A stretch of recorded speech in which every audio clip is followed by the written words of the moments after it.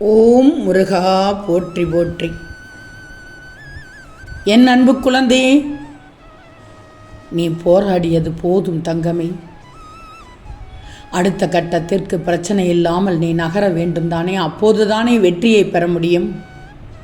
இதோ உன் முருகன் வாக்கு தருகிறேன்.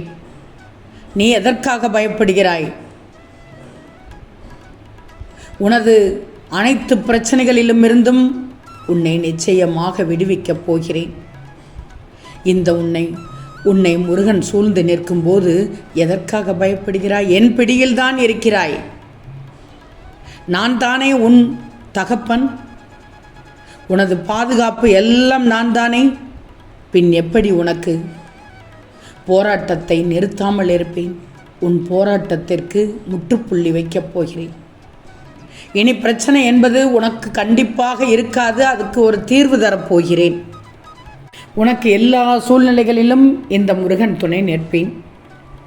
என்மேல் நீ வைத்திருக்கும் முழு நம்பிக்கையும் பொறுமையும் உன்னை எப்போதுமே காவலாக நின்று காக்கும்.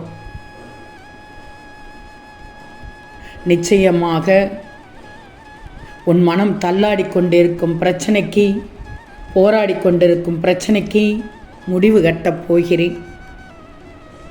நீ அனுபவித்து வரும் பல துயரங்களிலிருந்து, கடினமான சூழ்நிலைகளிலிருந்து விடுபடுவதற்கு ஒரு தீர்வு தரப்போகிறேன்.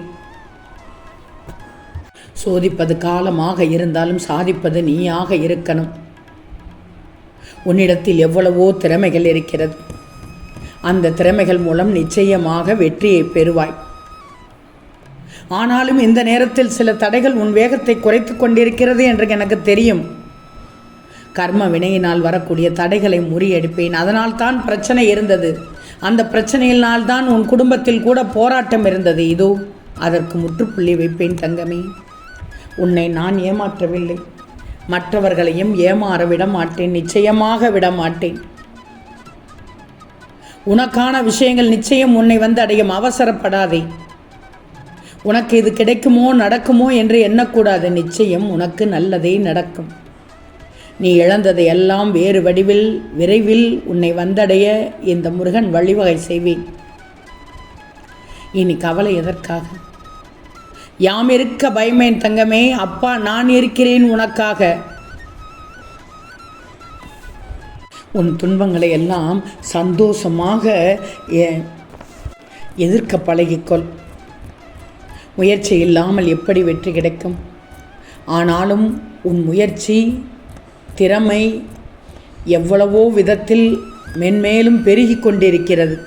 ஏன்னா நீ அப்படிப்பட்ட திறமையை வைத்திருக்கிறாய். உன் கையில் உள்ள ஆயுதத்தின் பலத்தை விட கோடி மடங்கு அதிகமாக பலத்தை இந்த முருகன் தரப்போகிறேன். வெற்றி எல்லோருக்கும் கிடைக்காது. ஆனால் வெற்றி கிடைக்கக்கூடிய தகுதி உனக்கு உண்டு. எல்லோருக்கும் உண்டு என்று சொல்ல மாட்டேன், உனக்கு உண்டு. நீ ஜெயிச்சாலும் சரி, தோத்தாலும் சரி, இந்த உலகம் உன்னை ஏதாவது விமர்சனம் பண்ணிக்கிட்டே தான் இருக்கும். யார் என்ன சொன்னால் என்ன, நீ உன் இலக்கை நோக்கி நீ போய்கிட்டே தான் இருக்கும். பேசுபவர்கள் பேசிக்கொண்டு தான் இருப்பார்கள். அவர்களை திருத்த முடியாது. நீ தான் திருத்திக் கொள்ளணும் உன்னை. இந்த காதில் வாங்கி அந்த காதில் விட்டு சென்று கொண்டே இருக்கணும். உன்னை சுற்றி சுற்றி வந்து சொல்லிக்கொண்டே தான் இருப்பார்கள், குழப்பிக்கொண்டே தான் இருப்பார்கள். அதை பற்றியெல்லாம் நீ கவலைப்படக்கூடாது. கற்றுக்கொள். மாயமான இந்த உலகத்தில் எல்லா காயங்களுக்கும் நியாயங்கள் தேடிக்கொண்டிருந்தால் நிச்சயமாக நிம்மதி இருக்காது. அதை தாண்டி நீ சென்று கொண்டே இரு. நீ வாழும் உலகம் நிரந்தரம் இல்லாத உலகம், சுயநலம் நிறைந்த உலகம். யாரும் யாருக்காகவும் இல்லை என்பது மட்டும்தான் நிஜம். நீ உண்மையாக இருக்கிறாயா? அது போதும். எதையாவது கற்றுக்கொள்வதாக முடிவெடுத்தால் முதலில் கவலைகளை மறக்க கற்றுக்கொள். அது போதும். இந்த நேரத்தில் உன் முருகன் ஒன்று சொல்கிறேன். தண்ணீரோ கண்ணீரோ தந்தவர்களை மறந்து விடாதே. ஒருபோதும் மறந்து விடாதே. வாழ்க்கையில் நெருக்கடியான சூழல் இருக்கத்தான் செய்யும். புரிந்து கொள்ளணும். நீ புரிந்து கொண்டு வாழ்க்கையை நடத்து. புரிந்து செயல்பட்டால் எப்போதும் மகிழ்ச்சி தான், வெற்றி தான், நிறைவு தான், அபரிமிதம்தான். ஒரு சிலத்தில் நம்பக்கூடாது என்பதில் இருக்கும் தெளிவு எவரையும் நம்புவது என்பதில் இருப்பதில்லை உனக்கு. ஏன்? உன் உள்ளம் மட்டும் என்ன சொல்கிறதோ அதில் செல். யார் வேண்டுமானாலும் உன் வசப்பட்டு விடுவார்கள். புன்னகையோடு வாழ்ந்துவிடு. ஆனாலும் சிரிப்பவர்கள் எல்லோரும் கவலையின்றி வாழ்பவர்கள் அல்ல. கவலைகளை மறைக்கவும் கவலைகளை மறக்கவும் கற்றுக்கொண்டவர்கள்.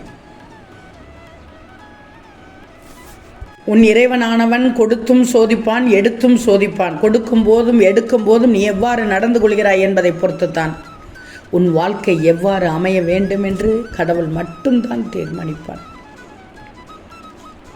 வாழ்க்கை வாழும்போது ஒரு சில இடத்தில் விட்டு கொடுத்து விடு, ஒரு சில இடத்தில் மன்னித்து விடு.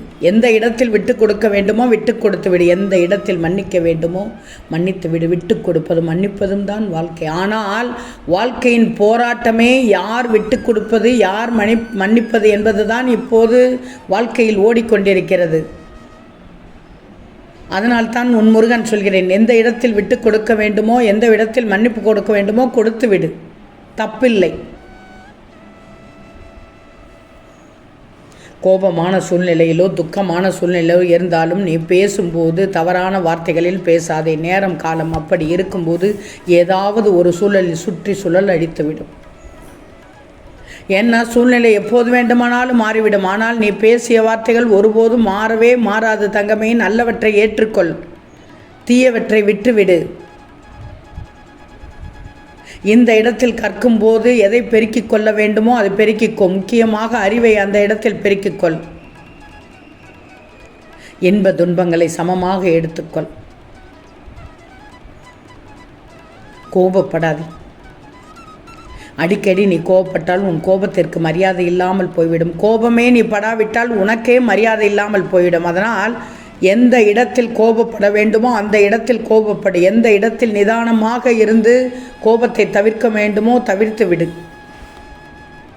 மற்றவர்கள் எப்படி வேண்டுமானாலும் பேசிட்டும் அது உன்னை ஒட்டிக்கொள்ளப் போகிறதா? இல்லை. நீ உன் வழியில் செல்லப் போகிறாய், நீ உன் வழியில் வாழப்போகிறாய், அவ்வளவுதான்.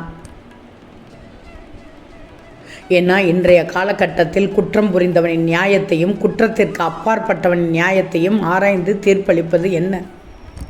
யோசிச்சுப்பார். பணம்தான். பணம்தான் அனைத்திற்கும் பதில் சொல்லும். பணம் இல்லையேல் வாழ்க்கையில் நினைக்கிறார்கள். இல்லை, குணம் இருந்தால்தான் வாழ்க்கை வாழ முடியும். வாழ்க்கை என்பது ஒரு வரைபடம்தான்.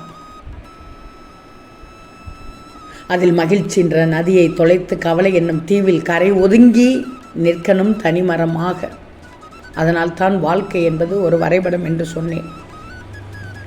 நீ இருந்த இடத்தையும் வாழ்ந்த வாழ்க்கையும் வேறு எவராலும் நிரப்ப முடியாத அளவுக்கு வாழ்ந்து காட்ட வேண்டும். அதுதான் நீ வாழும் உண்மையான வாழ்க்கை. அப்போது நிச்சயமாக பிரச்சனையிலிருந்தும் போராட்டத்திலிருந்தும் விடுபடுவதற்கு உன் முருகன் நிச்சயமாக வழி செய்வேன். ஓம் முருகா போற்றி போற்றி.